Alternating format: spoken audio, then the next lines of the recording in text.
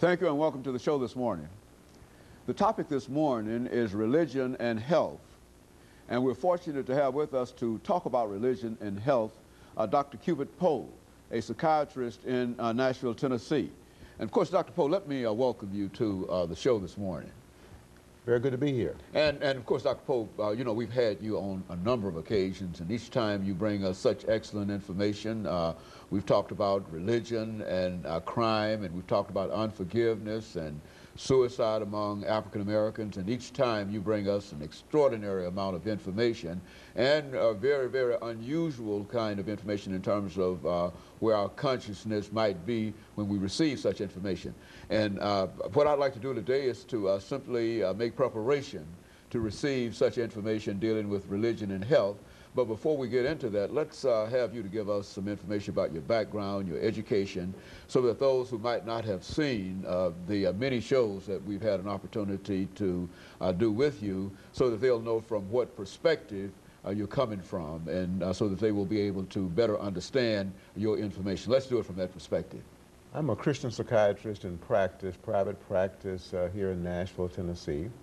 I'm also a minister of the gospel, and I'm a former pastor of 2 churches here in Nashville. Presently, I'm an associate minister at 15th Avenue Baptist Church, Dr. William Buchanan, pastor. I'm also involved in forgiveness ministry, and I have a radio program, as a matter of fact, at WNSG, 1240 a.m. on Forgiveness Works. At least the title of the program is Forgiveness Works. Very good. And so, Dr. Poe, what you're talking about this morning has to do with the relationship between religion and health.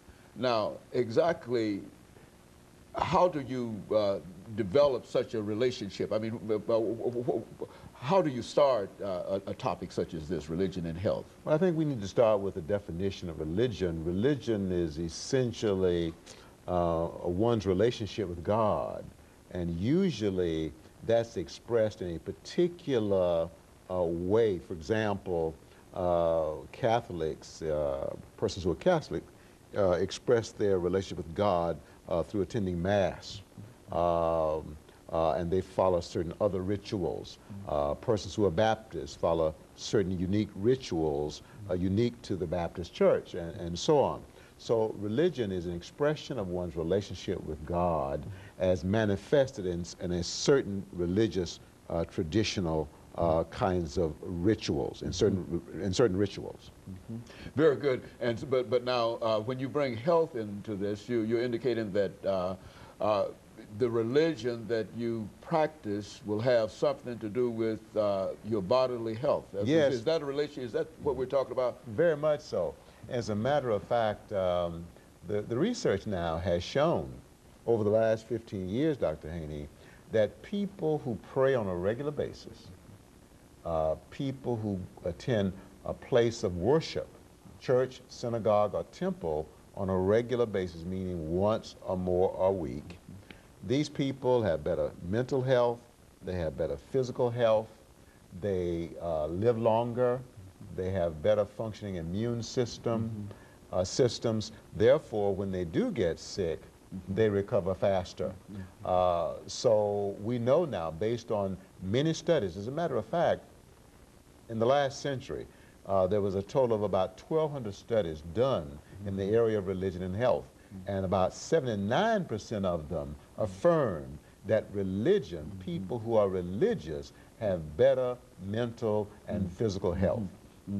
And so the research has already been done, but somehow we've moved beyond that, and we've not recognized that relationship in modern society. Is that what would that be a fair assessment? Well, the research, there have been a number of studies now that affirm that religion improves health, and that religion helps to protect against illness. In other words, if I'm religious, that decreases my likelihood of developing depression. It decreases my likelihood of developing cancer, diabetes, hypertension, heart disease. It extends my lifespan. It improves the quality of my life. We have studies now that show that people who are religious, by and large, report more well-being. They have more positive emotions such as joy and hope and optimism. And these positive emotions have been found to correlate with better mental and physical health. Okay, Dr. Poe, well, what we're going to do, and it seems that we're ready for our first commercial break already, but what we'd like to do is to get the source of this. I mean, certainly religion has all of these positive things that you're saying, but now what are some of the things, some of the sources of all of these positive developments between religion and health? And that's what we want to do when we come back for our second commercial break to talk about the relationship between religion and health. We're talking to Dr. CPoe1.